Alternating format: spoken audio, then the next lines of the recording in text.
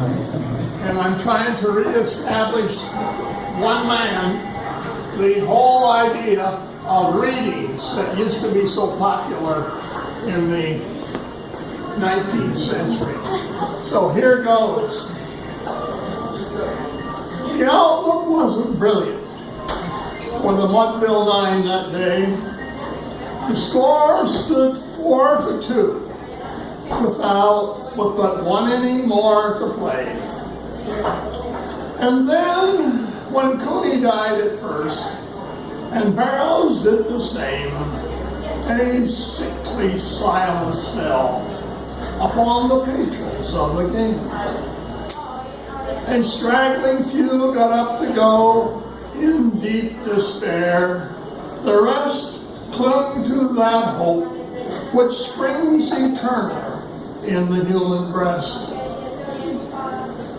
They thought if only Casey could get a whack at that, we'd put up even money with Casey at the bat. But Flynn preceded Casey, as did Jimmy Blake. And the former was a Lulu, and the latter was a cake. So upon that stricken multitude, grim melancholy sat, for there seemed but little chance of Casey getting to the bat. But Flynn would drive a single to the wonderment of all, and Blake, the much despised, tore the cover off the wall. And when the dust had died, and the men saw that what had occurred, there was Jimmy safe at second, and Flynn a hugging third. Then from 5,000 throats and more, there arose a lusty yell. It rumbled through the valley. It rattled in the dell. It knocked upon the mountain and recoiled upon the flat. For Casey, mighty Casey, was advancing to the bat. There was ease in Casey's manner, and as he stepped up to his place, there was pride in Casey's bearing and a smile on Casey's face. And when responding to the cheers, he lightly doffed his hat. No stranger in the crowd could doubt 'twas Casey at the bat. 10,000 eyes were on him as he rubbed his hands with dirt. 5,000 tongues applauded when he wiped them on his shirt. Then, while the riding pitcher ground the ball into a wicket, defiance gleamed in Casey's eye.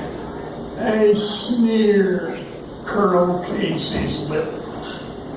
And now the leather-covered spear came hurtling through the air, and Casey stood a-watching it, a haughty grandeur there.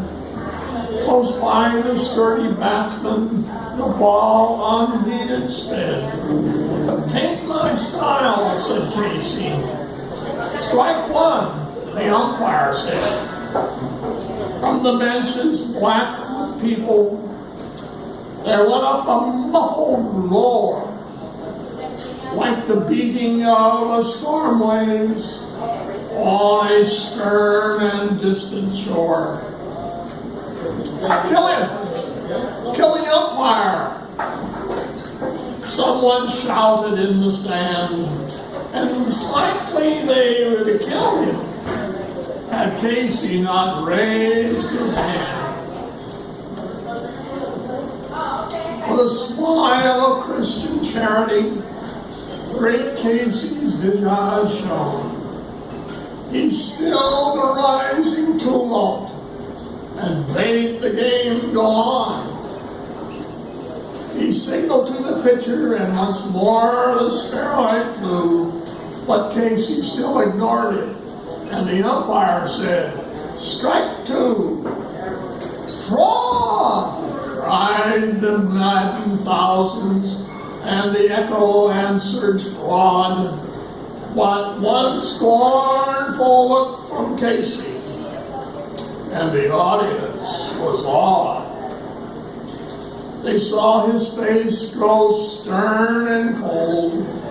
They saw his muscles straining, and they knew that Casey wouldn't let that ball go by again.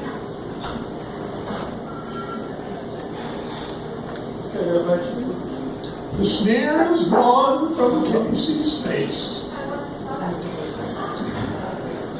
His teeth are clenched in hate.